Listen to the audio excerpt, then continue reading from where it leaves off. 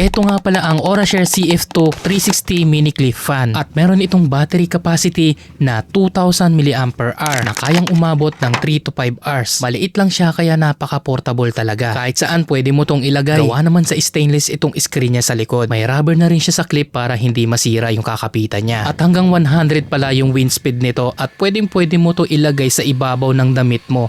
Mas nakaka-relax po siya dahil yung buong chest mo ay nahahanginan pati kilikili mo. Pwede rin natin i-clip yan dito banda sa ibaba. Kung galing ka ng school or nagwo-work ka, pwede mo tong isabit sa mga bag mo. Adjustable na rin siya kaya naman pwede mo siyang itutok sa'yo dahil naka 360 degree na po ang rotation niya. Pwede mo rin siyang isabit. Didiinan mo lang to para mabuhay siya. Kung gusto mong mas mabilis yung paglakas niya, pipindutin mo lang to ng tuloy-tuloy at aabot po yan hanggang 100. Pero kung gusto mong pa isa-isa yung paglakas niya, pwede mong ikutin to. At ngayon naman binuksan ko na to para tignan yung battery niya. Mas malaki na yung scroll button na nilagay nila dito.